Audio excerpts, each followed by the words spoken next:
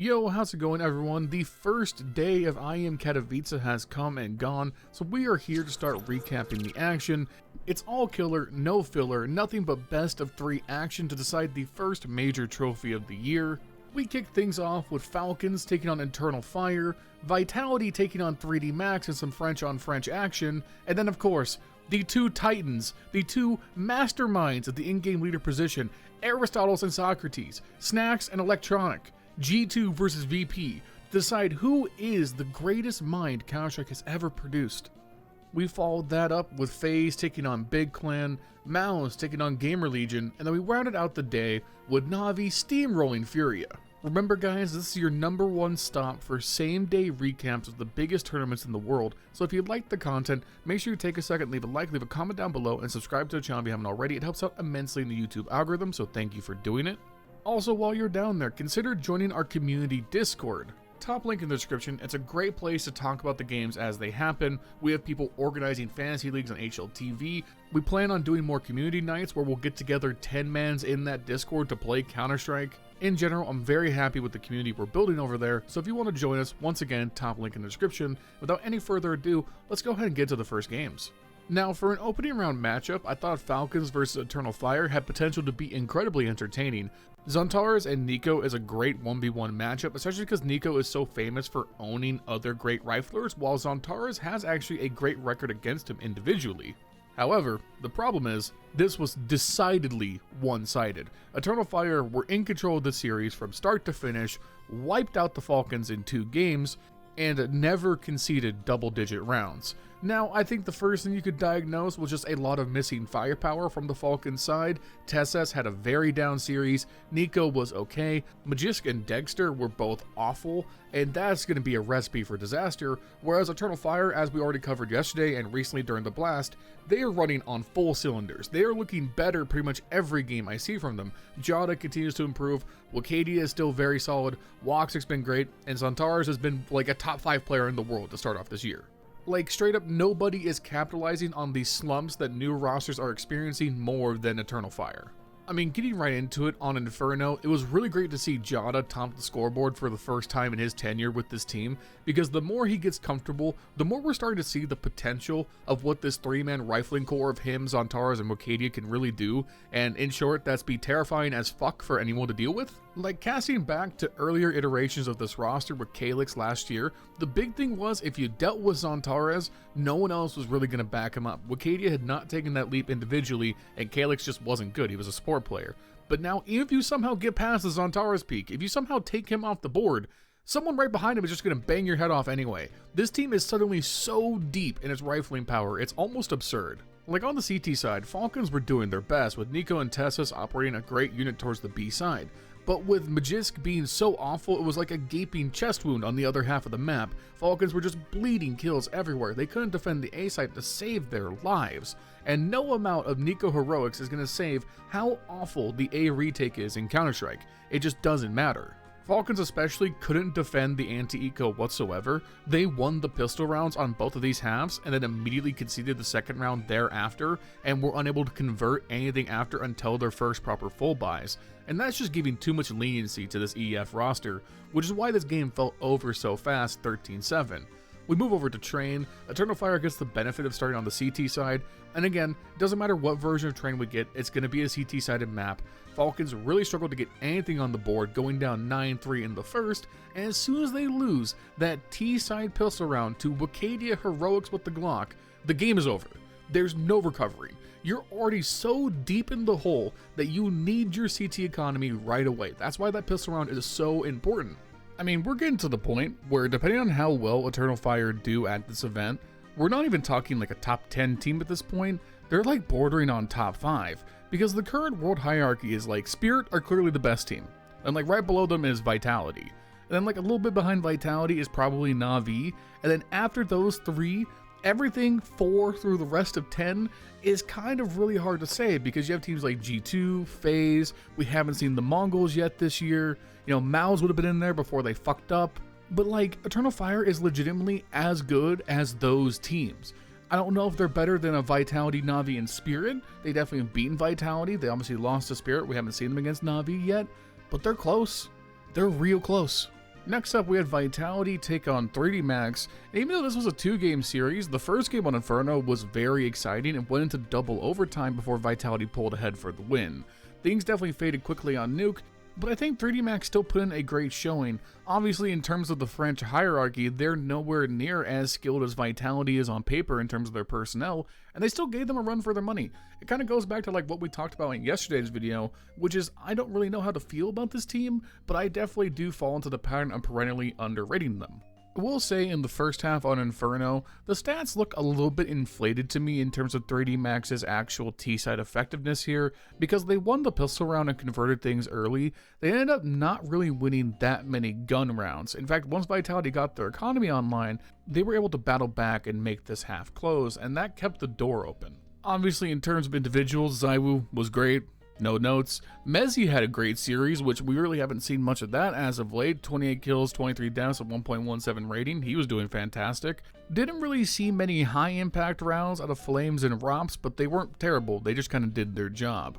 Apex, I think, called a great game strategically. He had some great impact moments as well. Like here in overtime, we're down 13-14. He's the last man alone on the A side. He's trapped in pit. Apex comes out clutch with a 3K out of nowhere, a little bit of baguette on baguette crime. And really, that was the difference maker for Vitality in the end. Their CT rounds were just way more solid than what T-side efforts we saw come from 3D Max, allowing them to take the series lead. And unfortunately, while it was a great effort on the first map, 3D Max just didn't seem up to task at dealing with Vitality on Nuke. Well, things started off with a good enough CT effort, holding Vitality to just 5 rounds, but we got into the second half, 3D Max hit a brick wall, and leading that brick wall was Rops. By far his best game in a Vitality jersey. I felt like he was very mobile on the T side, and while I think he struggled a lot when playing Nuke with Faze, he looked very comfortable with where Vitality was putting him in this case. I think overall, this was just a pure firepower difference. While I think 3D Max have shown some great moments of individual excellence, they just don't really have the personnel to compete with what Vitality can offer when they're playing to their top game. And ZywOo, he hit the shots he needed to. He wasn't spectacular, he wasn't taking over the game, but everyone else was doing their part. Everyone over into double-digit kills. Everyone except for Apex was close to 20. Vitality just cruised to a 13-9 victory and take the series 2-0. And this may surprise you, while it's definitely in the thumbnail and the title of this video, I actually found no joy whatsoever in watching G2 play Virtus Pro. In fact, I stared into the void. I stared into the depths of depravity, the sick, dark, twisted heart at the core of humanity, the atrocities, the wars, the genocides, all of it. I stared into it deeply, and it stared back. And you know what I saw there? You know what I saw at the very bottom? It was Snax being the in-game leader for G2. And like some sick, twisted nightmare designed to fuck me over personally, I had to sit there and watch Snax play fucking electronic and see who can develop the worst strats out of the two. Me personally, I think Snax should lose rights to any and all Apple access at the G2 headquarters permanently for losing to Virtus Pro in a best-of-3 series. Like, how? How do you do that? I don't know where to start because I can't keep like circling the drain here. At a certain point, I love views, I love money, I love clickbait. Make sure you like and subscribe. But it brings me no joy to talk about this G2 team because I have to watch this fucking team with m0NESY, Heavy God, and MOUZ fucking struggle because they don't have a concept of a mid-round call and their in-game leader is equal parts incompetent and also not viable as a player. And yes, I know Snax was not awful in this series. He went 30 kills, 30 deaths. Great, that's like his best scoreline in like 4 years. Like here, this is the most clear-cut example I will ever give you of how badly run this team is. Are you ready? It's on Inferno. It's an 8-9 scoreline. G2 are in the lead. Watch how this round plays out. Now it's very clear, the A plan out of spawn for G2 is to take B control. They get immediately denied by the bomb banana smoke, so they can't push it. They freeze. There's only one player lurking towards apartments. They wait at bottom of banana, trying to get through the smoke. They try and make their way into banana again, using even more of their utility before they get smoked out of the half wall and once again denied that control. And again, just keep an eye on the top of the scoreboard here and watch how much offensive utility is utilized for literally no gain. They don't even proactively try to take banana control through the smoke aggressively whatsoever, and they continue to waste utility and waste time. We're already almost a minute into the round, and nothing has been gained, no picks, no intel. They have nothing to work with. MOUZ, and I think it's Hunter, are trying to expand towards the apartments. Get in there, see what's going on that side of the map because they're running low on time. They finally get car control at 50 seconds left. They've used all their offensive utility. Okay, I'm gonna pause right here. They've used every bit of Molotov and grenade at 48 seconds left in the round, and they have gained absolutely nothing for it. They do not have a mid-round call. Once they got stuck in banana, they didn't have anything to fall back on. And now it's going to come down to this asinine A fake where they're going to leave Snacks to lurk towards B with the bomb while everyone else tries to blow up the A site by themselves, but they waste so much goddamn time that Snacks is trying to take the B site solo with no intel with 15 seconds left, and he has to smoke and get the plant off, which he can't even do because guess what? Why in the hell wouldn't VP keep someone on B at this point? They haven't seen anything from you guys. There's been no attempt at strategy here outside of go B. Like I promise you guys, I'm not like playing up my frustration. It genuinely pisses me off to watch this team play. And I hate Virtus Pro. I have made that very clear how much I hate what they're doing too. And somehow Virtus Pro looks so much more competent than G2 does. It's remarkable. Anyways, Virtus Pro took an early lead in the series, winning on Inferno. As we head into Mirage, things were definitely more entertaining, but yeah, G2 still lost in overtime. And I guess the first place to start is Icy was fantastic. He was in fact just farming kills for most of the CT half. Pretty much single-handedly locked G2 out of mid control throughout the entirety of the first half. Not like it matters though, because Snacks was hell-bent on going B, and going B, and then going B again, and then maybe going B a few more times, and then maybe going B. I don't know why. I don't know what compels you to run like only B hits for the entirety of your first half. Not personally something I would do, but yeah, I go off. There was just a whole lot of that going around in this game because when we got to the second half, Electronic also just had something up his ass compelling him to go B over and over again. It was just, this was a frustrating game to watch because while there were moments of individual excellence, I can't help but get the vibe that this was just a glorified 10-man pug in an official tournament, and one of the biggest tournaments of the year for that matter. And that's the frustrating part about these two teams. At the end of the day, Virtus Pro managed to right the ship long enough in their disastrous second half to get things to overtime where they were just decisively better. I thought Flammus had some really good entries down the stretch on the T side especially. For sure, the big thing to point out is that MOUZ basically got nothing done on the T sides for this game. Same thing with Heavy God. Both of them only getting 8 total kills across regular play and overtime was disastrous.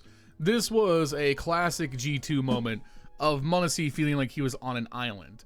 Now, Heavy God did clear on the CT side. There's no doubt about that. I'm not going to underplay that whatsoever. But it feels like kind of too little too late when he couldn't really do it in the rounds that mattered the most. And now, we are set up for the funniest goddamn outcome, where tomorrow, in an elimination game, we have Nico and the Falcons taking on G2. And listen, for the first time in my life, I'm ever going to say this, I'm rooting for the Falcons to win. In a return to reality where things make sense and I'm hopeful for the future, we had Faze taking on Big Clan. And, you know, fair enough, I think Big did very well in the series. They pushed Faze to 3 games. They didn't look completely outgunned, which honestly I kind of expected. I think Faze are still going through a bit of teething problems, especially with finding the right spots for Elige on their T sides, but when things are working right now, you can see why Elige is going to be a great unit next to Kerrigan, because now they've shifted things around, where Rain on their T sides has moved over into the lurk role that Rops was taking up, and Elige, Frozen, and Brokey are leading the front unit wherever Kerrigan needs them to go, and that's creating great pockets of impact. Like on Ancient, you have Rain posturing towards B side, holding the attention of the defenders there. Meanwhile, they're going to blow up through mid because Elige is one of the best mid players in the world on Ancient, and then rotate and go A. That stuff is very efficient, and it helped Faze be very effective on this opening T side. Keep in mind, Big are very good on Ancient, and I felt like they had no idea how to slow down this offense from Faze. One thing you have to point out, once again for Big, Hyped continues to be their best player right off the rip. He's the only player on Big to get to 50 kills, one of 3 players in the entire series to do it, and he was instrumental for any of their success throughout this series. He, again, just looks like a fucking awesome signing.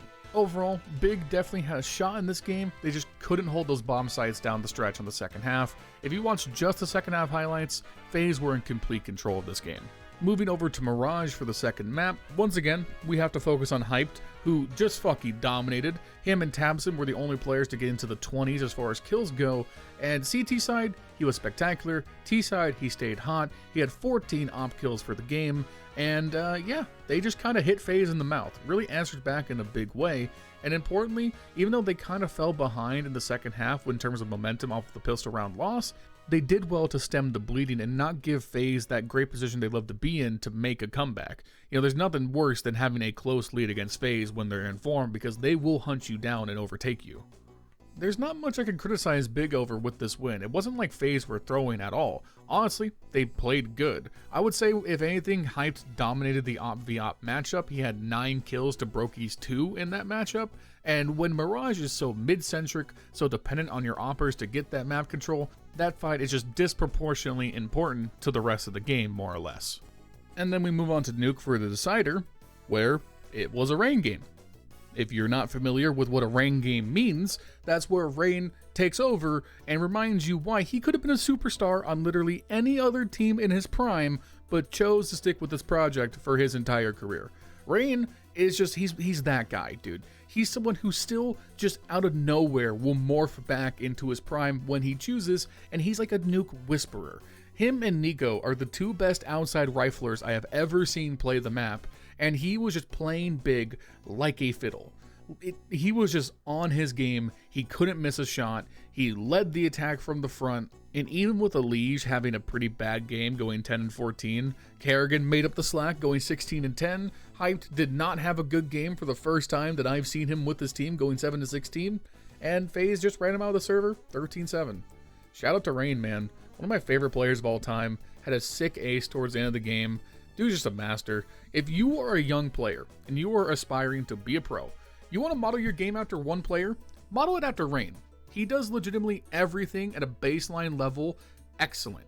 He has no holes in his game. He's a good soldier. He plays in the system. If you want to be a player, no one's going to be simple. You know, that's just like a 1 in a million shot. You're not going to be Donk no matter how much you train. You're either him from the start or you're not.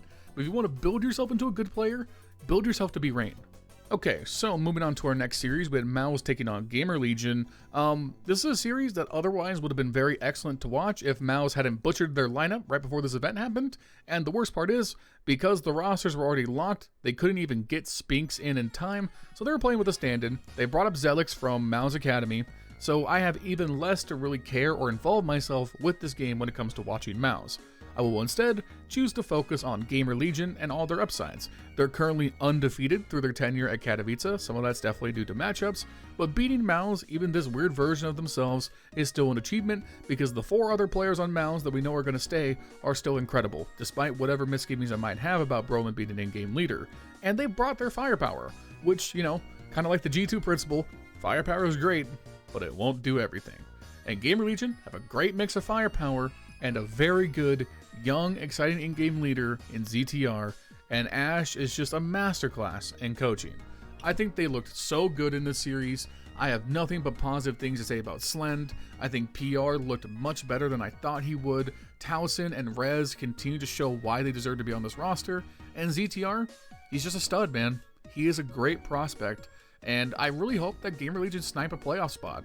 They're in a great position to do it, and MOUZ are a team any other day that I would expect to beat this roster, but they caught them on a vulnerable day with a weird roster in shift. And listen, the only thing remotely interesting about MOUZ to me was Zelix getting cooked on Twitter by ESL's main Twitter account. Seriously, whoever made this post, that's diabolical work.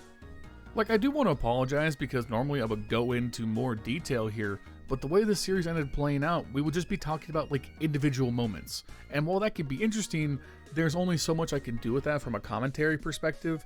Like, especially Inferno, it felt like MOUZ did not have much of an answer in terms of rotating on their T-sides. Very much, again, like G2, they didn't have very much flexibility in the mid-round, so if their 1A plan didn't work, they didn't have much to fall back on. I thought Torji, Brolin especially, given his new role, played excellent. Xerxin was great. Jimmy definitely had a nothing series, and that's something to call out. But again, you're playing with a stand-in. It's hard for me to be overly critical. On Mirage, MOUZ were definitely very close to pushing things to overtime. And again, Torji certainly had a monster game. But in that final pivotal round, they got things down to a 2v2. The bomb was planted by GamerLegion, and Rez came up clutch. Managed to shoot Xerxin, having to defuse the bomb because the time got away from MOUZ. Sure, could have gone to overtime. Things could have been interesting from there. But there's no doubt in my mind that GamerLegion were the better team, so I'm glad to see them win. And, apologies to the Furia fans out there. I know this one's going to be tough for you to deal with, so we'll keep things brief. Navi ran them over. I don't know what you guys want from me, but Furia barely won 8 rounds across both maps. And they played Dust 2 and Mirage, Furia's best 2 maps. Navi may have their own set of issues, but please don't forget they're still like one of the 3 best teams in the world. And Furia, I like them. I like you a lot, Furia. But, damn, guys got sat down. I mean, dude, Cello and Fallen couldn't get a kill to save their lives on both maps, and K-Srado tried his best. He did. But, Bit, Emma, and Wonderful were just untouchable. Yeah, that game happened. Anyways, that's going to be it for today. Make sure you guys like, comment, subscribe if you haven't already. It helps out immensely in the YouTube algorithm. Thank you for watching, and thank you especially to our channel members: Justin, Jesse, Furley, Bubblesj, Milan Berta, Dr. Cocktor, Patatas Kaftesi, PTR, B1, Cody Foxworthy, and Justin Vander Veit. If you want to become a channel member, you can do so at the link in the description down below. For $5 a month, you can support me directly. You get your name at the end of the videos just like this, as well as an exclusive role in our community Discord. Thank you to our channel members. Make sure you follow me on Twitch, twitch.tv/LionHeartZ2. I'll see you guys soon with another recap. Later.